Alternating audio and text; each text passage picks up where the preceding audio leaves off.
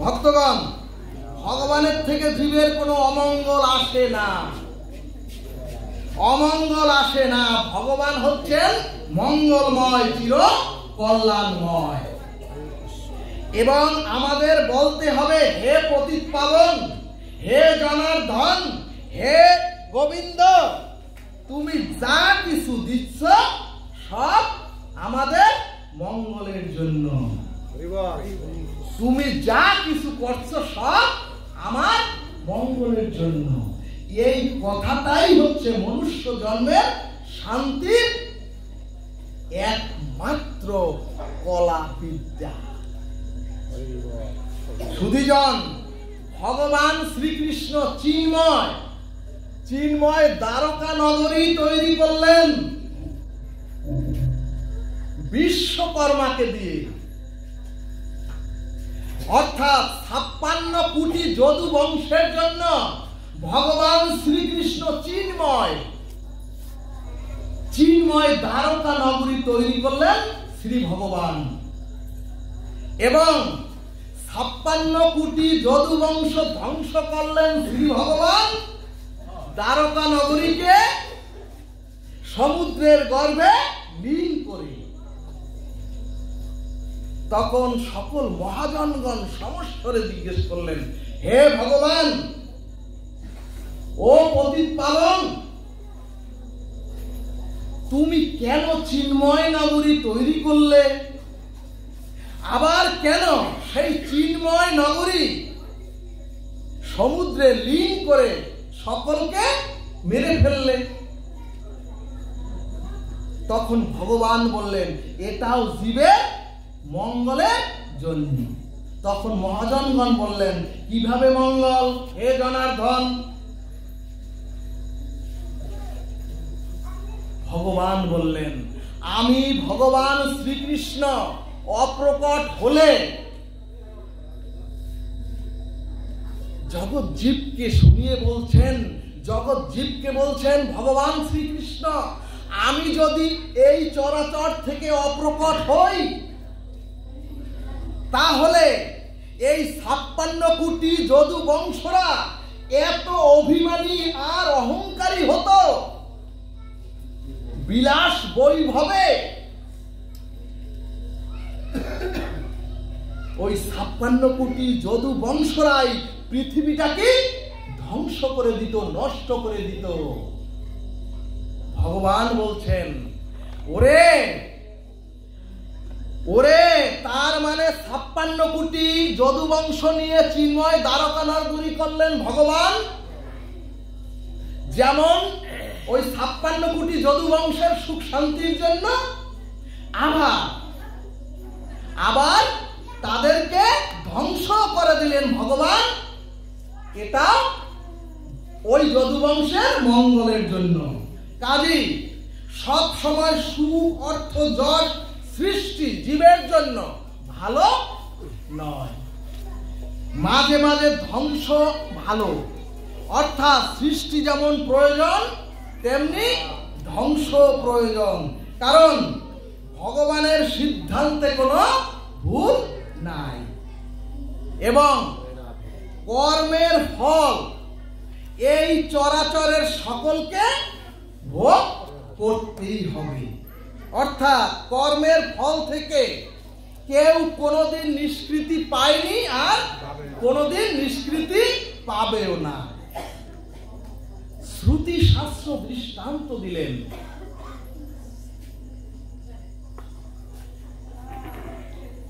শত সহস্র গাভী মায়ের মধ্যে কিছু বাছুর, কিছু বৎসকে যদি ছেড়ে দেন, ওই বৎস, ওই 1000 গাভীর মধ্যে তার মায়ের বাটকে সে খুঁজে নেবেই।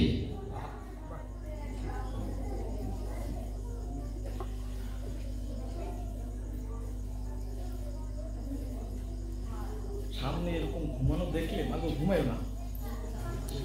কিন্তু একটি প্রশ্ন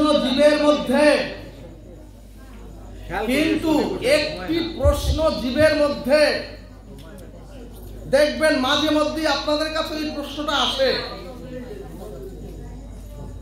যারা ঈশ্বরের প্রতি আনুগত্য না নিয়ে চলেন, যারা শাস্ত্রের মর্মার্থ বাণীর দ্বারা নিজেকে পরিচালিত করেন না, যারা জনহিতকর কর্ম করেন না এবং যিনি আদর্শের ধার ধারেন না, তাকেও তো দেখি সুখী হতে। আমাদের মধ্যে এরকম প্রশ্ন আসে, এদেরকেই তো দেখি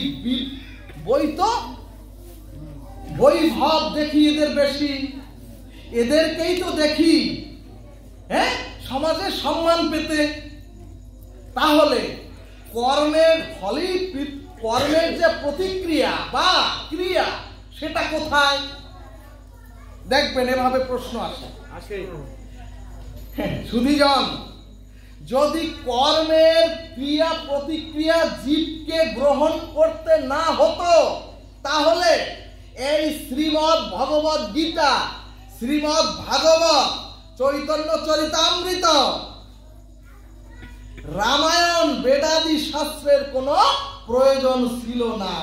কারণ প্রত্যেক শাস্ত্রই ঘোষণা করেছেন, তুমি যেমন কর্ম করবে তুমি তদ্রূপ ফল ভোগ করবে।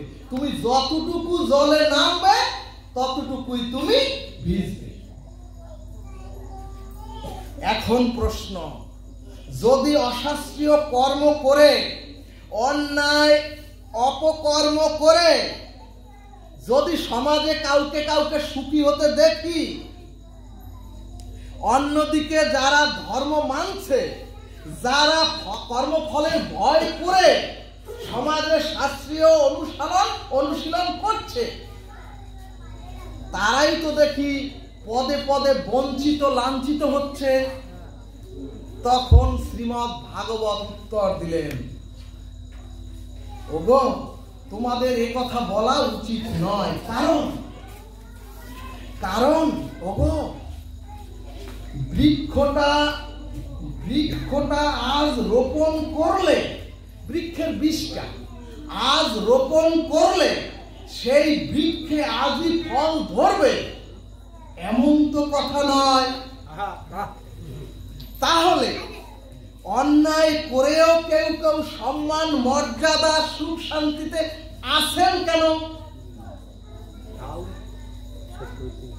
ভাগবত বললেন, ওরে, কোনো না কোনো জন্মে, ওগো, কোনো না কোনো জন্মে ওই যে ভালো আছে অপকর্ম করে তার সুকর্মের ফাইলটি এখন খোলা আছে।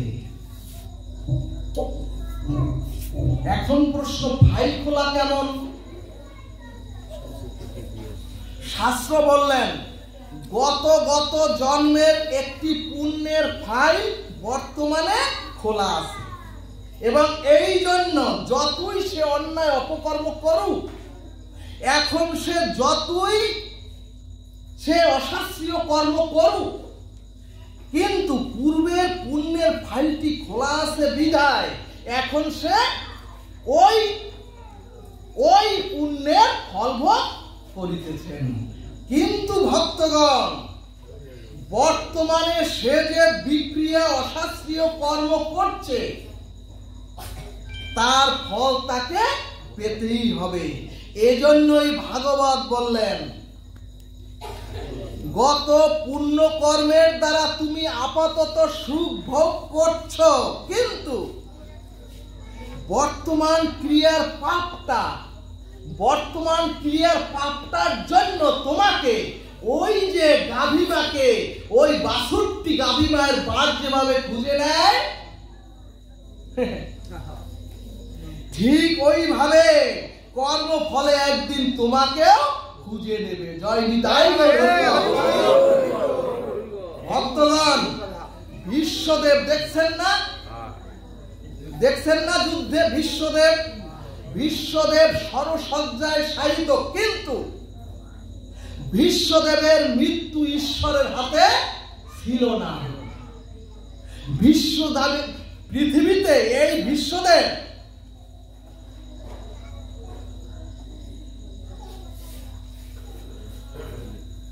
পৃথিবীতে এই জ্ঞান তাপস, পৃথিবীতে এই চিরকুমার, ব্রহ্মচর্য পরায়ণ এবং গঙ্গা আর শান্তনু পুত্র এই বিশ্বদেবের মৃত্যু ছিল তার হাতের মুঠোয়। অর্থাৎ বিশ্বদেব নিজে চাইনি তার মৃত্যু হবে, ইচ্ছা মৃত্যু ছিল বিশ্বদেবের। সেই বিশ্বদেব মাগো, সেই বিশ্বদেব বাবা ভগবানকে সম্মুখে পেয়ে ভগবানকে প্রশ্ন করলেন, হে কেশব, আমি তো জানি আমি শত জন্মে একটি পাপ করি নাই। হে কেশব, হে বাসুদেব, আমি তো শত জন্মে একটি পাপ করি নাই, তাহলে আমি ইচ্ছা মৃত্যু প্রাপ্ত সেই বিশ্বদেব কেন আজকে তীরের উপরে বিদ্ধ হয়ে সরসজ্জায় শায়িত আছি? কেন বিষাক্ত যন্ত্রণায় আমি বিশ্বদেব? হে জনার্দন, একবার উত্তর দাও, কেন আমি, আমার মতো বিশ্বদেব, কেন বিষাক্ত যন্ত্রণায় আমি জর্জরিত হয়ে আছি? গোবিন্দ বললেন, হে বিশ্ব, ও বিশ্ব, তুমি তো শত জন্ম জানো, তার কারণ জীব শত জন্ম পর্যন্ত দিব্য জ্ঞানে জানতে পারে, কিন্তু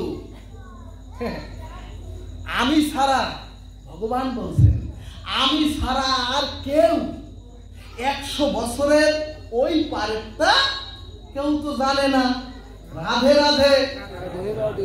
সুধীজন, শোনো ভীষ্ম, গত জন্মে,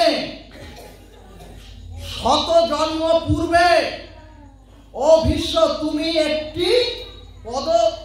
তুমি যখন পদচারণা করছো তখন একটি সরীসৃপ তোমার পায়ে বিঁধে যায়, তোমার পায়ে জড়িয়ে যায়, আর তুমি তাকে পদাঘাত করে দূরে ছুঁড়ে ফেলে দিয়েছিলে একটি কাঁটাযুক্ত বৃক্ষের উপরে।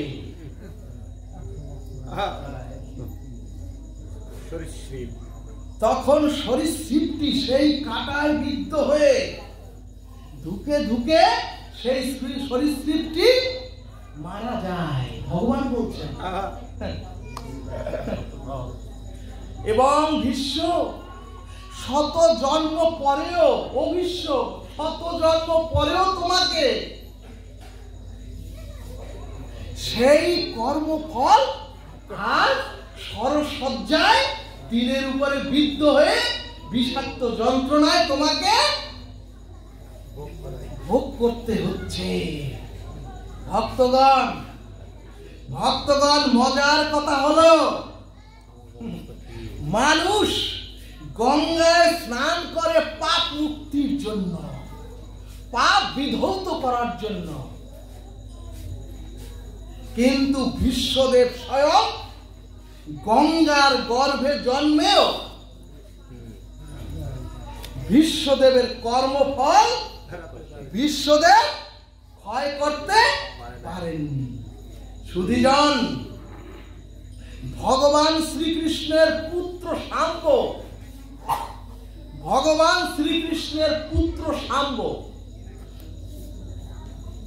অর্থাৎ দ্বারকাধীশ ভগবানের আত্মজ, অষ্টবক্র সহ মনীন্দ্র, জ্ঞানেন্দ্র, যোগেন্দ্র, অমলাত্মা, বিমলাত্মা এবং ঋষিদেরকে ভগবান শ্রীকৃষ্ণ যেখানে প্রণাম করেন দণ্ডবৎ হয়ে,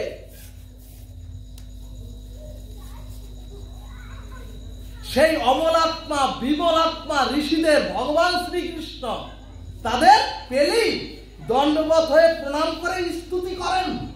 অথচ সেই ভগবান শ্রীকৃষ্ণের ছেলে শাম্ব, সেই বিমলাত্মা, সেই অমলাত্মা, সেই ঋষিদের, মুনিদেরকে পেয়ে উপহাস করে বলছে, তার এক বন্ধুর পেটে কাপড় বেঁধে বলছে, ও মুনিরা, ও যোগীরা, ও অমলাত্মা, বলো তো ওর পেটে ছেলে হবে না মেয়ে হবে?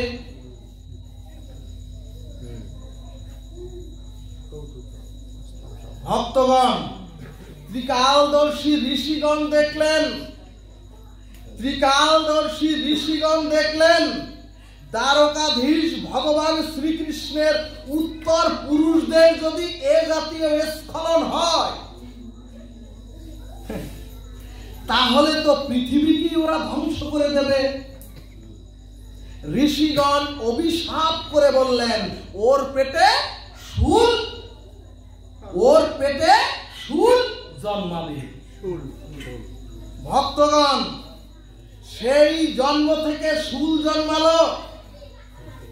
সেই শূল বলরামের আদেশে সাগর তীরে গিয়ে ঘষে ঘষে নিষ্ক্রিয় করে সব শেষের কিয়দাংশ যা ছিল সেটা সাগরে ফেলে দিল। ওই কিয়দাংশ শুলে মৎস্য, সাগরের মৎস্য গিলে খেল। ওই মৎস্যকে ধীবর পেল। মাছ যারা ধরে তাদেরকে ধীবর বলে। সেই ধীবর পেল। ধীবর বাজারে গিয়ে সেই মাছ বিক্রি করলো। বিক্রি করার পরে ব্যাগ সেই শুল পেয়ে ওই শুল দিয়ে তৈরি করলো, ওই শুল দিয়ে তৈরি করলো কি? তীর, বিষাক্ত তীর তৈরি হলো। এবং যদু বংশের ধ্বংসের অন্তে ভগবান শ্রীকৃষ্ণ যখন অপ্রকট হবেন, তখন ভগবানের চরণে ব্যাস সেই তীর বিদ্ধ করে দিলেন। সুধীজন, এই চরাচরে ভগবান আসুক আর মাগো তুমি আসো আর আমি আসি, সকলকে অপ্রকট লীলায় যেতেই হবে। কিন্তু ভক্তগণ, ভগবান হচ্ছেন পরতত্ত্ব সীমা হয়েও ভগবান সমস্ত কর্মফলের ঊর্ধ্বে থেকেও গোবিন্দ জগৎকে জানালেন, ওরে কর্মের ফল সবাইকে ভোগ করতেই হবে। যেটা সেটা আমার সন্তান হোক, সেটা যদু বংশের কেউ হোক, কারো ক্ষমা নাই। বলো না রাধে রাধে। সুধীজন, এই পৃথিবীতে প্রত্যেকটি প্রাণী তার পূর্বজাত কর্মফল ভোগ করবার জন্যই মনুষ্য প্রাপ্ত হয়ে এই জগতে আমরা এসেছি। এখন প্রশ্ন, আমরা সমস্যা শুনলাম, কিন্তু এর সমাধান কি? অর্থাৎ আমরা জ্ঞাত অজ্ঞাত কর্মফল থেকে কিভাবে নিষ্কৃতি পাব? ভক্তগণ, নিষ্কৃতির উপায় যদি শাস্ত্রে না থাকত, তাহলে সর্বজ্ঞ সর্বশক্তিমান ভগবান করুণানিধি ভগবানকে কেন আমরা ডাকবো? কেন এই সৎসঙ্গের আয়োজন করব? কেন এই হরিকথার আয়োজন করব? কেন তুলসী বন্দনা করব? কেন হরিনাম করব? সুধীজন, শ্রী ভগবান সার্বভৌম গীতায় স্বয়ং ভগবান সমস্ত কর্মফলের উপায় বলে দিলেন। সর্বধর্মান পরিত্যাজ্য মামেকং শরণং ব্রজ অহং তাং সর্বপাপেভ্য মোক্ষয়িষ্যামি মা শুচঃ। এরপরে ভাগবত বললেন, সর্বপাপেভ্য হর হরি। সর্বপাপেভ্য হর হরি অর্থাৎ তোমার অনাদিকালের সমস্ত কামনা বাসনা স্খলনের পাপের ফল যদি আমার শরণাগতিতে এসে যদি কোন জীব আমাকে আত্মসমর্পিত হয় বা আত্মসমর্পণ করে, আমি তোমার সকল কর্মফলের ফল হতে আমি তোমাকে নিষ্কৃতি দিয়ে দেব। জয় নিতাই গৌর সীতারাম।